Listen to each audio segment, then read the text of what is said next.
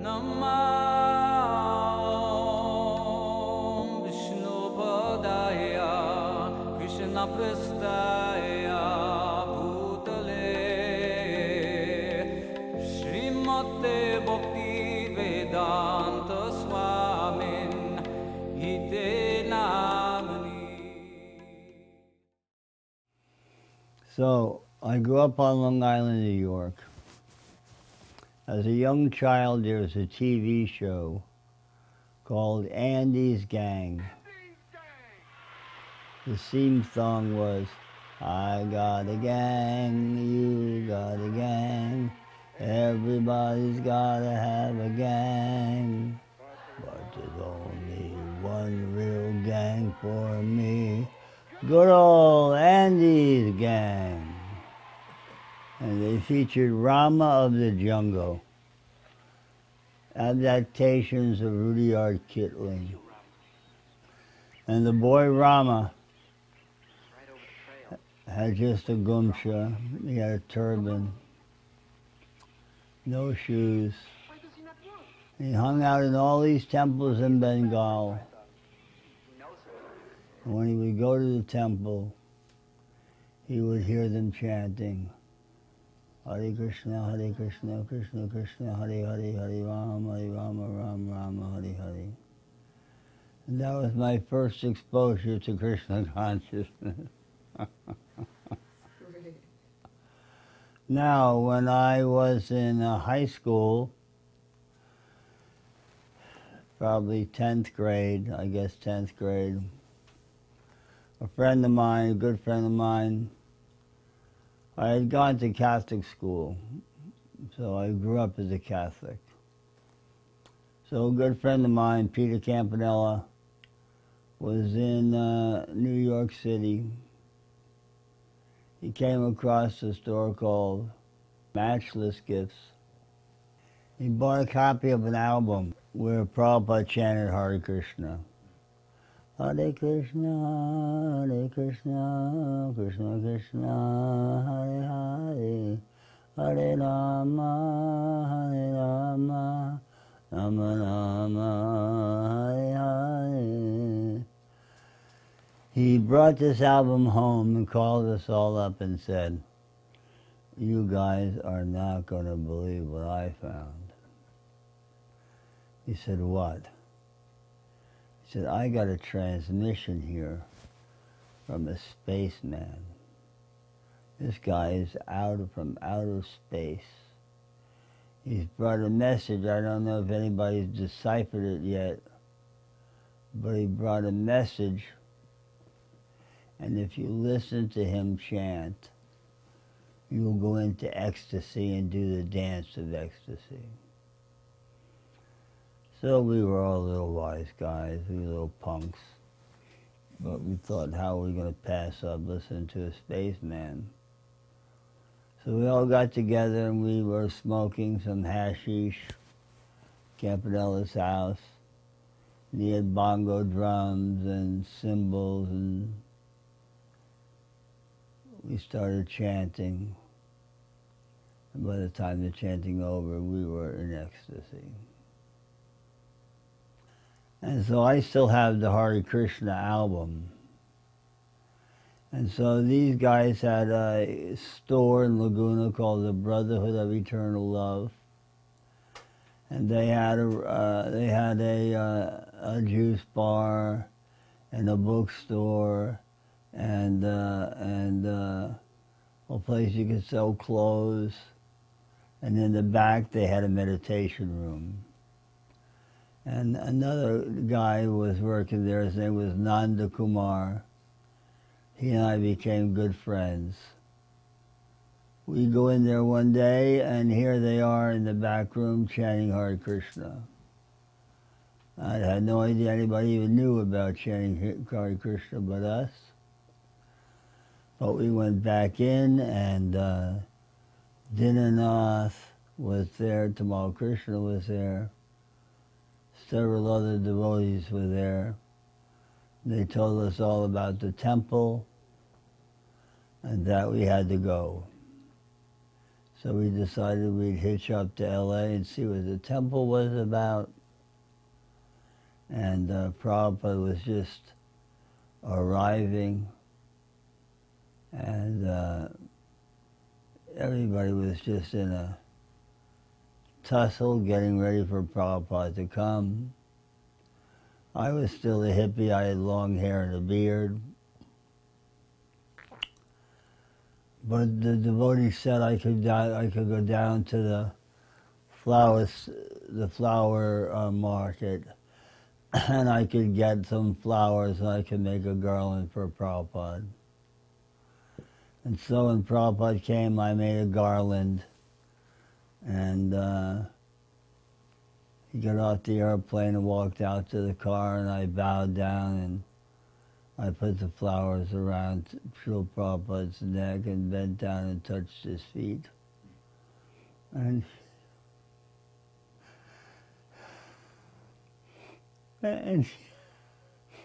he looked down at me and he said, so, when will you be joining? I really didn't have an intention to join then, but I knew the way you looked into my eyes that I would be joining soon. And I went back to Laguna. I had many devotee friends who were there. Krishalya was a god sister, and she was there. And Krishalya was to me one of the most mystic girls I've ever met in my life. She was so spiritually minded and knew everything about Bhagavad Gita. She could preach so nicely. So the whole time I was living in Laguna, I was going down to San Diego to the Self-Realization Fellowship. And all the people that lived there, although they all seemed nice and sincere, they had hairdos like my mother did, you know, coming home from the beauty parlor, you know. And they just did not have the vibration to attract me to a yoga lifestyle. Whereas when I came to the temple, all the devotees were full of life, and you could tell that there was something happening in them. They were exuberant with devotional sentiment, almost intoxicating to be around them. And you just wanted to know what it was that they could have plugged into that could have transformed their life and made them feel so blissful. And while there wasn't anything lacking on a mundane level in my life, there was something lacking deep in my heart. And I didn't feel complete, and I felt a yearning. And that is what made the difference between other things that I might have been looking at versus my encounter with the devotees. Good. And so then I went up to San Francisco, made the transaction, met with Bob Rubahan, went down to the temple, and went up to attend Arti. Hansaduta was doing kirtan, and Hansaduta was just an ecstatic kirtan leader. And I fell in love with Hansaduta immediately. I accepted him as my elder god brother. And he had had a lot of association with Prabhupada and could just tell the most nectarine stories about Prabhupada. And so I shaved my head that day and I joined the temple. So that was how I became a devotee. What happened was that George Harrison had given the manor to the London devotees. And there was a shuffling around of personnel, and Prabhupada wanted Kansadut and Himavati to go to San Francisco. But the Berkeley Temple was so new, there were no initiated devotees in the Berkeley Temple. So Prabhupada said, is there anyone suitable? And Hansaduta said, yes, there's this one boy, Bhaktabil, he would be okay. And so Prabhupada said, all right, send him down and get him initiated. And so I flew down with a couple of other, I think 4 other devotees, my wife, I believe Lochan and Hardayananda, and we all got initiated. And at the initiation, Prabhupada explained that my devotee name was Bahulasva. And he described that Bahulasva was a king, and he was a great devotee of Krishna. And he was renowned for having many horses. And he said, you have always had many horses, and always will have many horses. And therefore, I give you this name, Many Horses. And I grew up, my family raised and trained horses. And all through my adult life, I've had horses. And even now, as I'm approaching the end of my life, I still have one horse.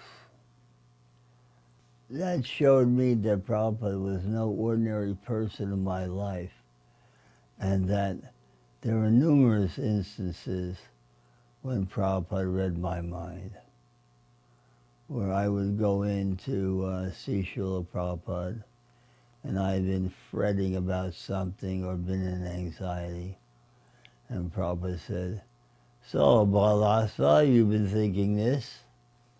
And he would know exactly what I had been thinking. And then I would say, yes, Srila Prabhupada. And then he said, have you worked out the solution?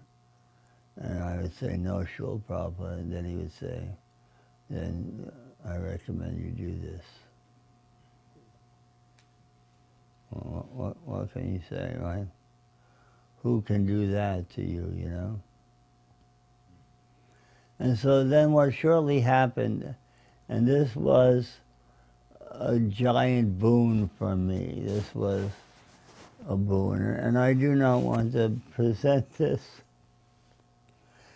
in a way to glorify myself.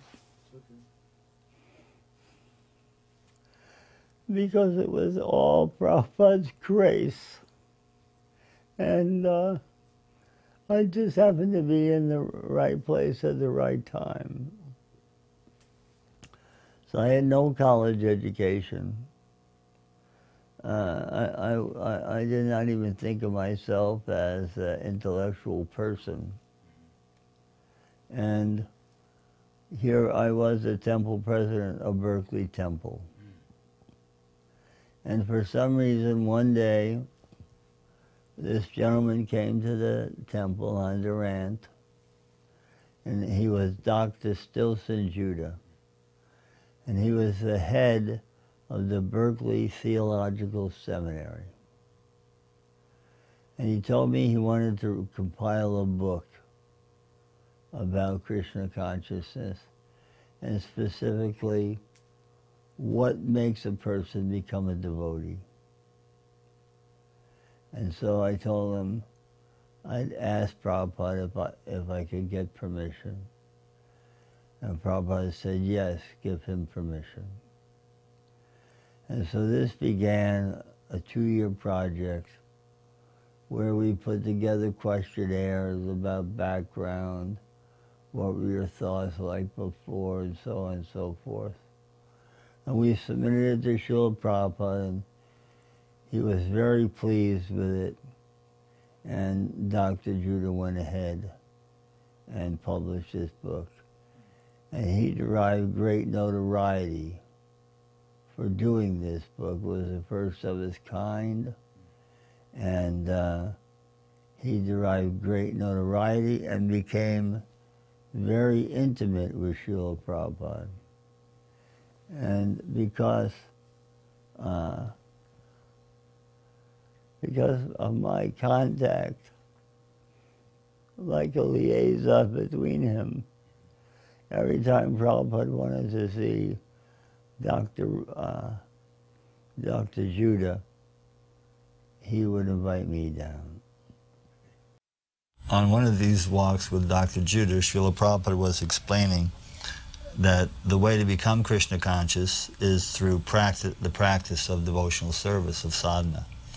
And that if you don't practice getting up in the morning, going to arti, chanting, shravanam, kirtanam, all the various ways to practice devotional service, then there's no question of you becoming Krishna conscious. You can't become Krishna conscious without engaging in the activities of devotional service. And so I made some kind of comment, some kind of foolish comment came out of my mouth about the importance of this or that. And Srila Prabhupada turned around and told me that he had been explaining this to me for 100 lifetimes. And all the devotees went, oh, as if that was a compliment, that Prabhupada had to come back 100 times to save me from ignorance. But Prabhupada actually meant, at least I took it in a way, that this is how foolish you are, that after 100 lifetimes you're still not getting the message that Krishna consciousness has to be practiced. Can you say like that, any statistics that nobody has? Maybe we have not seen him or has seen God. That is quite possible because we have not scrutinizingly studied all the men of the world. Yes. Then how you can say nobody has seen? You have not seen the man who has seen him. So the man He will not admit his fault. He will accuse others. Nobody has seen God. Why? You may not have seen, but why you say nobody has seen? You have not seen that person who has seen God. Therefore you say like that.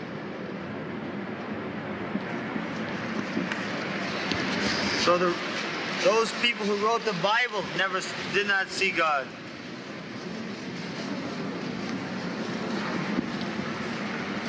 That is, when God is canvassing, here I am, Krishna, they will not see it. And still they accuse nobody has seen.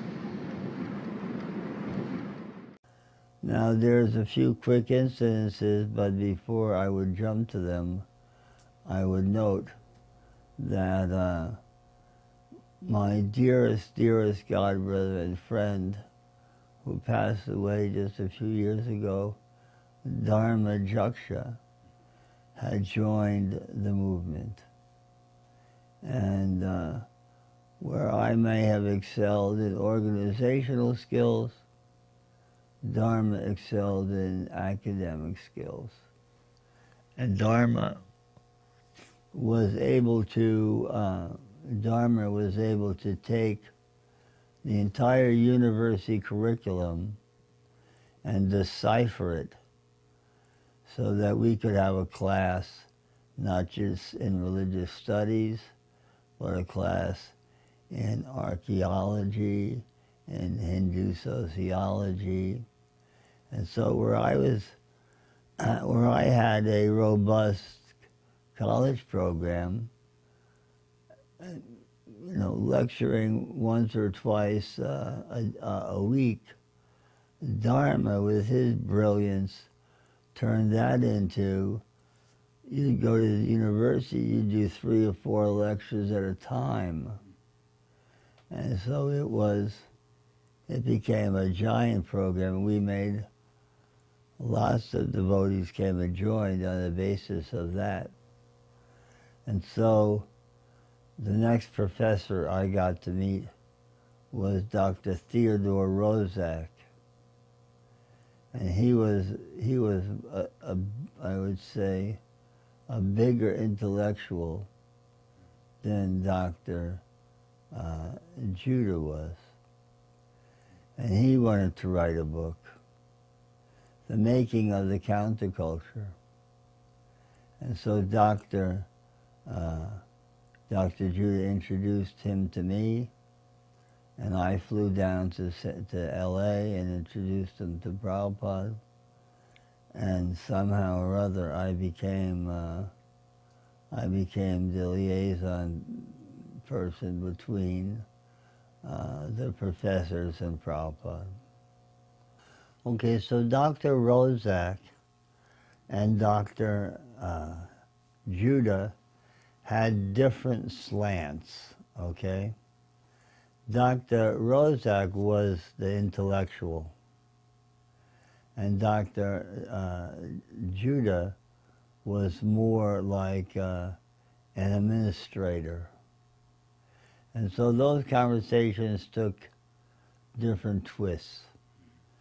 And Dr. Rozak, even though he would be sometimes challenging to Prabhupada's view, he was always, always highly respectful of Prabhupada's view.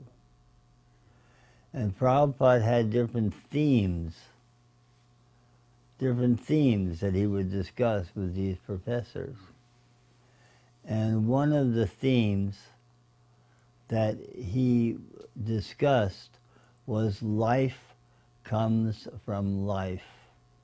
And so this topic, life comes from life, this topic Dr. Rozak latched onto, okay? And he saw in this a topic that he could actually make a mark in, okay? And he wrote a book called The Voice of the Earth. Now the premise of this book is very deep, and I won't go into it in its full scope, but I've read it a dozen times myself. So the idea is this: how did the universe come into being? So let's not approach this with any kind of bias, okay?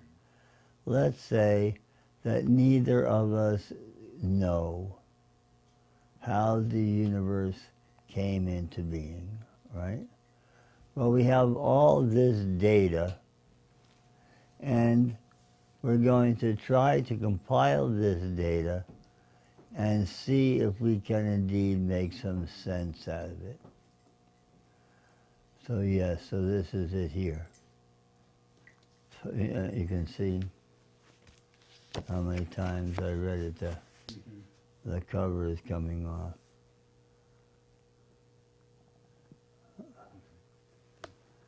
And so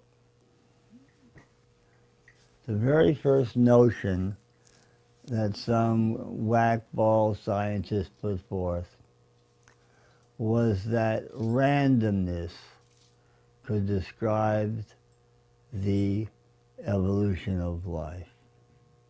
And the idea, the kind of joke, if you would, that they put together was, if you put together 1 million monkeys in a room and they all typed away. Eventually they would produce DNA. That was their idea. And so the premise on this is, if you had an infinite period of time. And because when this was proposed, nobody knew how old the universe was. So you couldn't really debate it, because given an infinite amount of time, anything's possible, right? Certainly, an infinite amount of time is just, you can't even get your head around what an infinite amount of time is. But then, as that theory evolved, and he's the gentleman who calculated this is in this book, it became apparent there wasn't an infinite amount of time. The universe had a lifespan,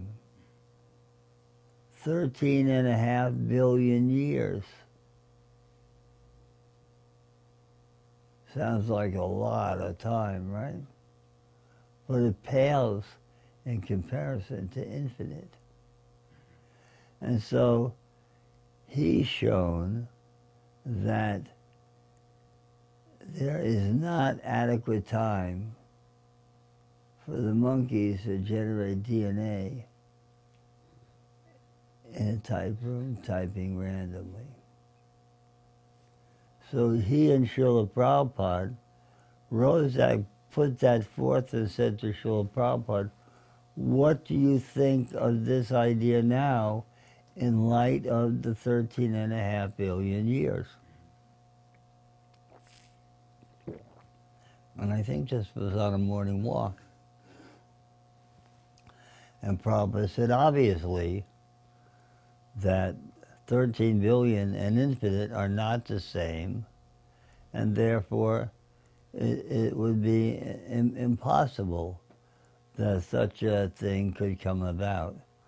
And then Rozak bit into that, and that became, that got published in this book, and that became one of his major lecturing points. One thing that stands out to me on a very intimate note are Rath Yatras. And, San Francisco Temple is New Jagannath Puri. That's what Prabhupada called it from the beginning. All the devotees who have served there for any length of time worship Jagannath in that spirit. And I love Jagannath Temple like I love Jagannath Puri. And Srila Prabhupada was coming up to do what was called Mantra Rock. Now, there really wasn't a big temple there yet, but Allen Ginsberg, who wrote the introduction to Bhagavad Gita, was convinced he could organize a big kirtan. And so, at his own initiative, Allen organized Mantra Rock. And all the famous rock bands of the day played. Janis Joplin played. You just name it, they were there. And it was a giant success. It really gave the feeling that ISKCON was just going to now explode, and the Bay Area was going to be its holding point, and Country Joe and the Fish were there. And this was a great event, and it was held as a family dog. And the next year we had another festival there. I didn't attend the Mantra Rock Festival. I was still a hippie in Laguna. but I attended the second one. And Narayan had built the carts, and we pulled them through Golden Gate Park, and Prabhupada danced. And when Prabhupada danced, it was like the whole universe danced. Everyone went into pure ecstasy. It was just magnificent. And when it was over, Madhavisa had rented a vehicle, some kind of a limo, to pick Srila Prabhupada up and take Srila Prabhupada back to the apartment that we had rented for him. And when we got to the car, I was standing behind Madhu. Srila Prabhupada was sitting on the passenger side with his legs on the ground. And Madhavisa was kneeling like this. And he said, "Did you like it, Srila Prabhupada?" And Srila Prabhupada grabbed Madhavisa by the head, rubbed his hands on his head and kissed him, and said, "I loved it, Madhavisa." And that was just another endearing moment where I realized who the Guru was, who the real Jagat Guru was. The aspect that I had not seen before was the intimacy, was the loving sentiment that the Guru has with the disciple. It was not simply some mechanical thing where you came and, like at a church, made a donation and went away. But there was a deep bond of love between the Guru and the disciple. And then all you had to do was engage in devotional service, and you could experience that directly for yourself. Beautiful. Thank you. And so then we decided we were going to do a Lord Chaitanya festival. And Lochan Das was a great artist. He had been in the Berkeley Temple. He had joined before I did. He created the murtis of Lord Chaitanya. And they were life-size, and we paraded them down the street, and they moved, and their arms moved. And we then culminated that at People's Park. And Prabhupada was very pleased with that event, and encouraged us to continue doing more festivals. And then Ishu Upanishad came out. Up until then, we had been just distributing back to Godhead. But then Ishu Upanishad came out. And so Hari and I, Dayananda and I, we went out in the evenings, just the two of us, and distributed Ishu Upanishad. And that was very nice. Prabhupada was very pleased with that. And then there was a practice where different devotees would have the opportunity to be Prabhupada's servant for some period of time. And so usually if Prabhupada would be traveling, he might be stopping at, some temple, and you'd have an opportunity where there'd be a window of time. You'd have an opportunity to go and to be Prabhupada's servant. And so Prabhupada was coming to New Vrindavan, And there was a couple of weeks where no one was designated to be his servant. And so I was offered the opportunity to do that. And so I was delighted, and I took it immediately. And I bathed Prabhupada and would massage him with mustard oil and rub sandalwood paste on his head and sit next to him and fan him and stuff. It was very hot in New Vrindavan. And one night, I was getting Prabhupada's bed ready,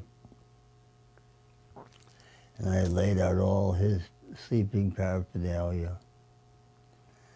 And Prabhupada was looking out the window, and he had a giant Tulsi feather, Tulsi peacock feather, that had fallen from, from one of his wrists. And he bent down and picked it up, and he began holding it over his face, and he was just chanting, Govinda, Govinda, Govinda, Govinda. And Prabhupada just became so overwhelmed with ecstasy.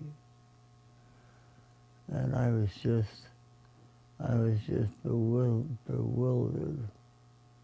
I just didn't know what to think or what to say or anything like that. It was so touching and so intimate. I was actually embarrassed.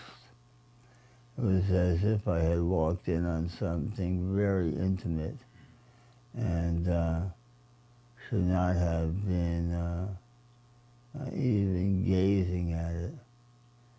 And then I picked up a few other artifacts that had fallen and straightened up Srila Prabhupada's room. And when he was finished, then I offered my humblest obeisances and walked away.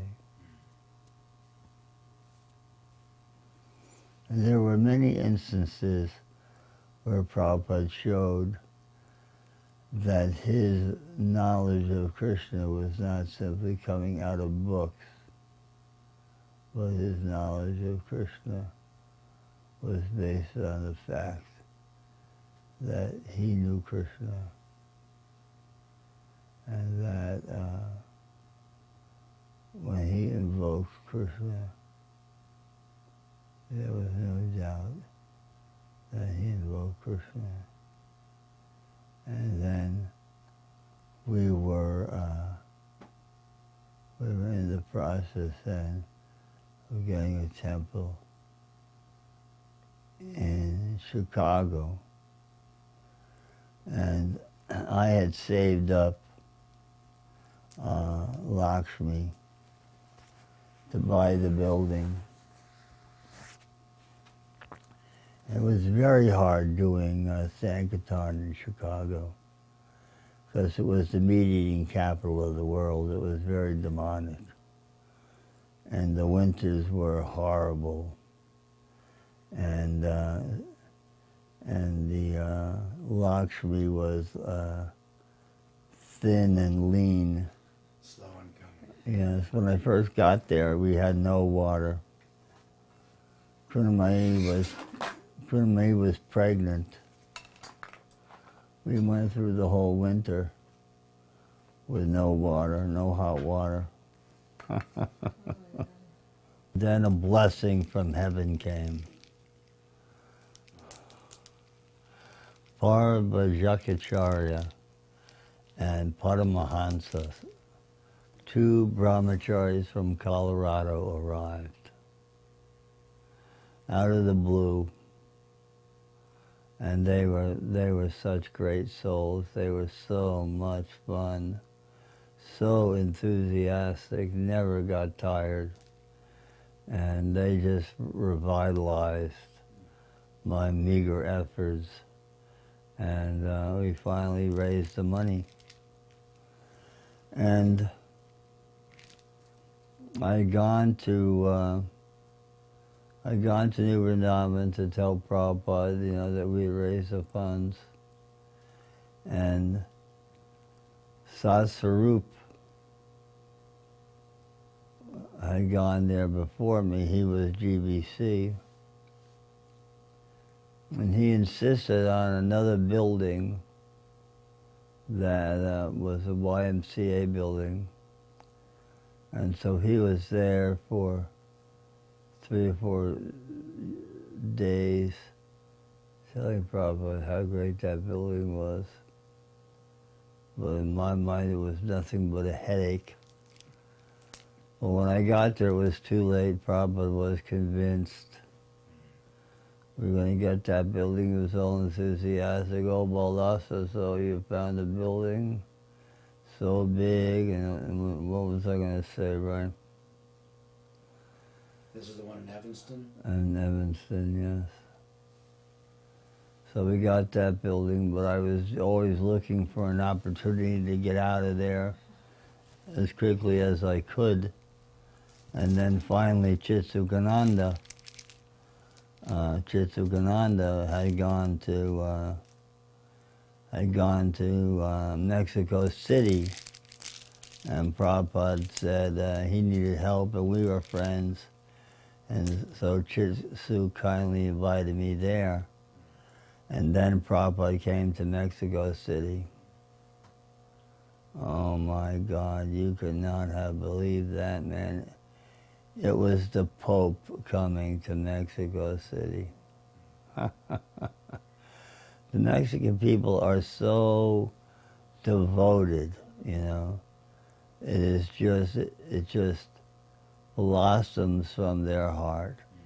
And their reception to Srila Prabhupada was just amazing, just amazing. And many, many mayors of towns and, county-ships and stuff, right, wanted Prabhupada to come and speak. The Q&As were not really philosophically profound as much as they were love of God directed. I think that's what stood out mostly. There weren't doubters, There weren't, oh, why do you know? There wasn't any of that. They saw Prabhupada, They saw who he was. They knew who he was. And it was just more take shelter at Prabhupada's lotus feet and that kind of just loving devotion. Well, the most attractive quality, the most undeniable quality is unalloyed devotion. This I have never seen in another human being, okay? Never seen anything like it. Real love of God.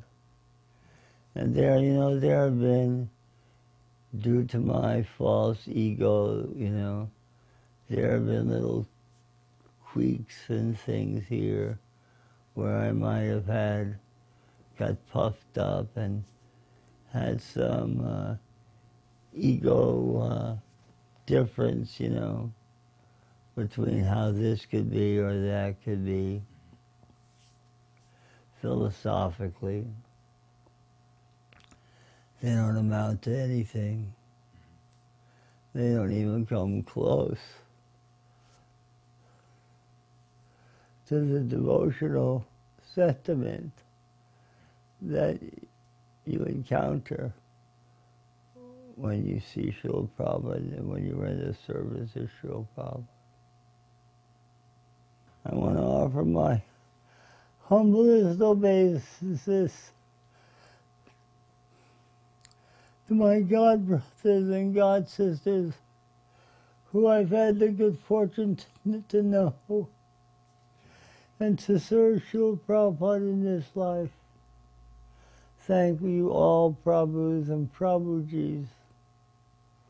All glories to Prabhupada, all glories to Lord Chaitanya. Hari Bol. Jai Anilo Premadana Karuna Prachu